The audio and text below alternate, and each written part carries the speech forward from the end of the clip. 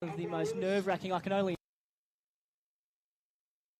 imagine. Unfortunately, I've never had that opportunity. You tell me you can't sing? No, unfortunately, I've never been asked to do that. No, Alicia's a fantastic singer. She's done it for quite a few of our grand finals. Does she ever? And that's about as nerve-wracking as you get on the live stream. Obviously, thousands of people watching across Victoria. It's about to be a lockout. Gil's here.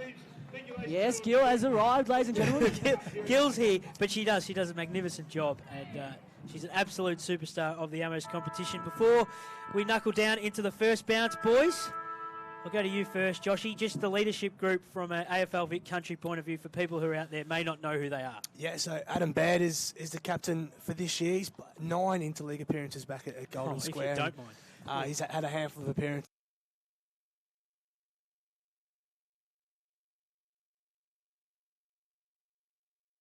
now in the Big V2. Won the medal for Vic Country last year in the Victoria for Vic Metro. Sam Dobson and Lockie Smith are the two vice captains as well. So, and plenty of experience in those three as well. So, they are the leadership group for Vic Country. I noticed the conditions are probably going to suit what we would say, Nico, are the country boys. One of them out there, Nathan Horbury, number 7's got the long sleeves on today. Keep your eye on him. He's one to watch. From an AFL VAFA perspective, an AFL Vic Country perspective, from the AFL VAFA perspective, Nico, the leadership group for the Amos, please. So Josh Fraser was appointed for the first time during the week from Old Melburnians. Josh obviously used to play VFL at Essendon and got a game in the NAB Challenge during the supplements saga. I know that Josh, you said before that Sam Michael was also getting a game during that. So he's been part of the Big V for a few years now. Josh, I remember talking to him when he was actually playing VFL at Essendon. He said, I just want to get back and play for Old Melburnians, but I want to wear the Big V. So this means so much to him to get the opportunity today. His assistants, Sam Critchley and Harry Hill. Critch, obviously a two-time premiership player at St Kevin's Old Boys and used to be played quite a few years at Williamstown VFL. And Harry Hill, who I mentioned earlier, is an absolute bull at Old Brighton. GT Moore medalist a few years ago and captained them to a flag in Premier B 2 years ago. Fantastic top 3 for each of them. Now, as you see, all the players making their way to the positions. So it's all important time to stick our necks on the line, boys. We need your tip, your margin, your best on ground. We'll go with Josh first to my left.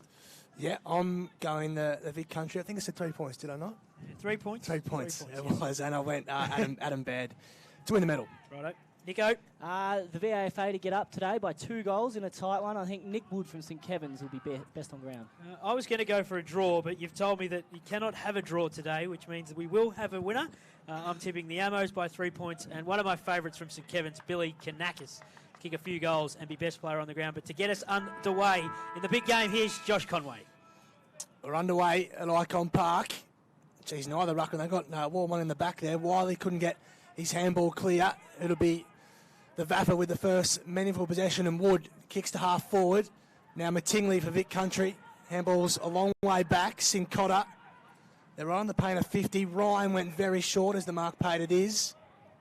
Just trying to catch it is on the outer side. Can't quite see it at the moment. I'll go back to go forward. It's an ordinary kick, and it gives a great chance to the VAFA. High ball to the top of the goal square. Interesting selection in the end. Didn't go for home or pass off in the end. The ball spilled clear now. Sincotta goes by hand. Vic Country at half-back trying to work it out. Green just paddles one and the ball will go out of play, 60 from home. So missed opportunity there from Timmy Harper from the VAFA. Obviously stuck in 2 minds whether he should go for goal or set up at the top of the square. But interesting, Mark Wiley is obviously one of the big midfielders to watch for AFL Vic. Tom Fisher's gone to him. And Josh Green, who we know has kicked a lot of goals for Uni Blues, has started on a wing.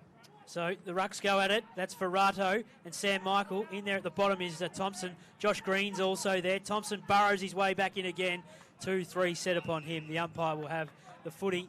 Also, we much mentioned the work of the umpires.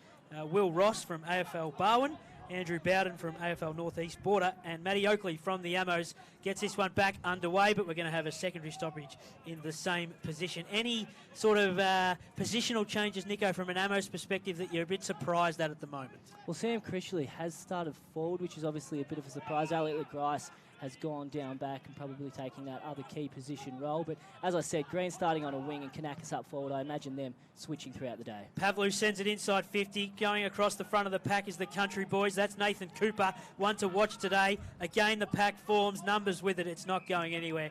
The umpire will have a secondary stoppage. We've gone a couple of minutes. We've got no score. It's the Amos versus AFL Vic Country. Just inside 50 for the VAFA. taken out of the ruck, or tried to, from Harry Thompson. Couldn't quite get a meaningful disposal on it. They go to work at ground level. Have another repeat stoppage here. Do you find, boys, these games are repeat stoppages? They're so contested. Particularly early on until it opens up, obviously. There's a few nervous boys out there. As we've mentioned, it's a big day for everyone out there. So the ball not going anywhere. We'll have it again. Repeat stoppage again. It's about the 5th one in about the last 60 seconds or so. The Ammo's doing all the attacking the opening couple of minutes. Trying to come through. The handball went out the back. Cam O'Shea's down there burrowing in, picking it up, shot it back to Quinn, who sees it over the boundary line. We'll have another throw in. They are usually contested games, aren't they? Just due to the nature of the players out there. They're usually contested animals in these sort of type of games. The wind has certainly picked up the last couple of minutes to start the game. Coming through was Keogh, taken high by Josh Green. He'll get the free kick. And the first real chance for AFL Vic Country to go into attacking areas. Keogh looking down the line, wants someone to come at him. Rokar pointing, intercepted by Pavlu. Roving it was Quinn. He just got the handball, but Thompson got the intercept handball, and now he's set upon. Green goes after it. Rokar's got him. Cries of ball. It's going nowhere. The umpire will have this footy again. And that's what I mean about the nerves early on, boys. Obviously, Zach Keogh, who's a fantastic player down at Marby, won their 2017 best and fairest. He's looked to go inboard at the top of the 50 for the VAFA there and just turned it over. So as he gets a bit more used to the game and everyone gets a little bit more into the game, you won't see those types of mistakes.